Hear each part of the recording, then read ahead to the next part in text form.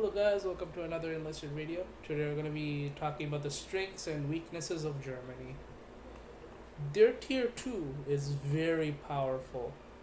Like with the MP34s and MP38s and MP40s. Their rifles are also pretty decent except for this. I hate this. Never buy this ever. Do not even think about it. This is pretty decent, but you can wait until this. And also, the tier 2 is also carried by the Panzer 3N, which is very good tank for what it provides, like what BR it is at. But in tier 5, it starts to kind of suffer, like to the Americans. The FG42 does not compare at all to like the M2 carbine at all, and the STG is kind of overshadowed by this Thompson because of how high a fire rate it has and how much ammunition it has. This will absolutely shred you in close range. This is like for medium range engagements or to long range engagements. It has a pretty low fire rate. It's also overshadowed by the AS 44 Model 5 too and the Fedorov. So Germany kind of struggles in the infantry equipment area. It has a pretty good time with the anti-tank capabilities from the infantry. The Panzerfausts are pretty good. Actually, no, really good against tanks. It's probably like the why they're so powerful. The Tiger 2, it basically cannot be destroyed without aircraft. So without any experienced pilots and you being decently far away, so the infantry can't kill you, you're pretty much invincible. And depending on the map, it's pretty much a free win if you pretty much are unopposed in this. Their planes are pretty mid, not the best, but it's still very usable. Now on to the Soviets. They, the Soviets are very well rounded. You'll have a little bit of trouble at starting out, like with these rifles, because these are the only things you're gonna have. But once you get to the PPS H42 and the Winchester, things become a lot easier. The Soviets have some of the best SMGs and infantry equipment in the entire game. The AVT-40 helps a lot. The Fedorov and this, if you're very skilled and able to use this, you could absolutely destroy everyone with these two weapons.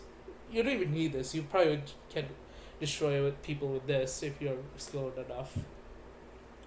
The Maxim Tokarev, or however you say it, and this are also pretty good LMGs. It could absolutely rain fire down. So overall, the Soviet infantry equipment is pretty good. They also have pretty good tanks too. This faction is pretty well rounded and it's also a lot of fun. So if you're new, I suggest you try it. The IS-2 can even stand up to the King Tiger, or the Tiger 2 if you would like to call it that. So it's pretty good. The planes are also pretty good too, but the thing is they're pretty much useless if you're in like a very urban map like Stalingrad. So it doesn't really help like in the tractor factories. But the Soviets are pretty well rounded. I don't have really much things bad to say about them, but they're a very well rounded faction. Off to the Americans now. The Americans have a pretty weak tank lineup, even with the M26. The M26 can literally be destroyed by the Tiger E, which is pretty disappointing if you place it right, like near the turret ring, which is pretty sad, not gonna lie, but it still works. It's a very powerful tank. Most of the American tree is about infantry support. There's very few tank destroyers like this and this. And this too. pretty much the entire thing is like infantry support. I mean, you can kind of survive with this and kind of deal damage to the tiger, but not much. You're pretty much gonna die if you have any Shermans or anything with the open top. The pretty much the only really effective way to deal with the tiger is pretty much like late game stuff. But their infantry equipment is pretty good. If you have like a full engineer squad and just equip them all with the M2 carbine, you pretty much have a pseudo assault squad. And this Thompson is also insanely good, so you'll have a really good time if you're fighting close range. And the biggest strength of the Americans, they're absolutely overpowered aircraft.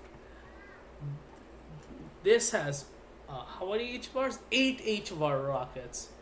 That if you could use airplanes right, you could just absolutely destroy enemies on like an open map. So yeah, if you like flying airplanes, I suggest you pick this. Japan. For new players, I really wouldn't suggest playing this. I haven't played it either because it's so boring. Their early tanks are insanely weak. I mean, until up to here, they're fairly decent, but they're still really weak. But the thing that Japan really shines in is the SMGs. They have some of the best SMGs in the entire game. Even this is pretty good. The MP28 and the Type 100 LMG. They have a lot of ammunition. And their rifles are pretty decent, I guess. This is literally just a rip-off of the M1 Grand.